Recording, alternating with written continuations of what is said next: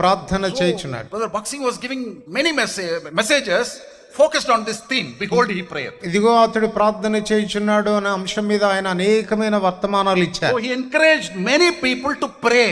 కనుక అనేకులను ప్రార్థించమని పురికొల్పాడు. There were many groups in the Chennai Madras city. They were started praying. ఆ రీతిగా అనేక గుంపులు చెన్నై పట్టణంలో వాళ్ళు ప్రార్థించడం ప్రారంభించారు. And brother Baksing visited those prayer groups and he spoke there. కనుక సౌడ్ బక్సింగ్ గారు ఈ ప్రార్థన గుంపులకు వెళ్ళి వారితో మాట్లాడుతుండే. They had night prayer. వాళ్ళకి రాత్రి ప్రార్థన. Night prayer means whole night. రాత్రి ప్రార్థన అంటే మొత్తం రాత్రి అంతా. They say 19 days they prayed. వారు ఆ రీతిగా 19 దినాలు ప్రార్థించారు. Fasting prayer was there. ఉపవాస ప్రార్థనలు ఉండేవి. Everywhere prayer. ప్రతి చోట ప్రార్థన ప్రార్థన ప్రార్థన. So just imagine where this ministry started. ఒకసారి ఆలోచించండి, ఎక్కడ ఈ పరిచర్య ప్రారంభమైంది? ఎక్కడ ప్రేయర్ ప్రార్థన ద్వారా prayer. And Brother Baksing taught everybody to pray. So Baksing గారు ప్రతి ఒక్కరిని ప్రార్థించమని కోరారు. After that, దాని తర్వాత he went to north.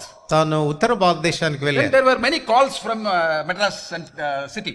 ఆ తర్వాత మద్రాసు పట్టణం నుండి ఆయనకు అనేకమైన ఆహ్వానాలు వస్తూ వచ్చాయి. So in the year 1938, 1938వ సంవత్సరంలో again in the year 1940 he came again to Chennai. 1940లో మరలా ఆయన చెన్నై పట్టణానికి తిరిగి వచ్చారు. Many pastors they called him. అనేక మంది పాస్టర్లు ఆయనను పిలిచారు. పాస్టర్స్ అంటే ఎక్కడ ఉన్నవాళ్ళు, some denominations, no, CSI church or any church, Baptist church, like that people called. చాలా డినామినేషన్ కి సంబంధించిన సంస్థల పాస్టర్లు ఆయన ఆహ్వానించారు. So he came.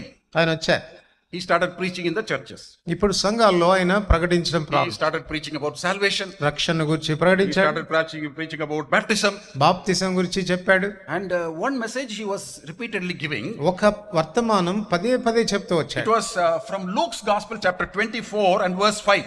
లూకా 22:5వ వచనం మీద 24:5వ వచనం. What is that verse? Luke 24 and 5. లూకా 24:5వ వచనంలో Why are you looking for the living among the dead? కాబట్టి సజీవుడైనటువంటి వారిని మృతుల్లో మీరు ఎందుకు వెతుకుతున్నారు? Why are you looking for the living among the dead? కాబట్టి సజీవుడైనటువంటి వారిని మృతుల్లో మీరు ఎందుకు వెతుకుతున్నారు? 3 months there were meetings. కనుక 3 మాసాలు కూడికలు జరిగాయి. Various places. వేరు ప్రాంతాలు. And this night prayer, fasting prayer was also continuing. రాత్రికాల ప్రార్థనలు, ఉపవాస ప్రార్థనలు కూడా కొనసాగినాయి. Those days, ఆ దినాల్లో many people were convicted of sin.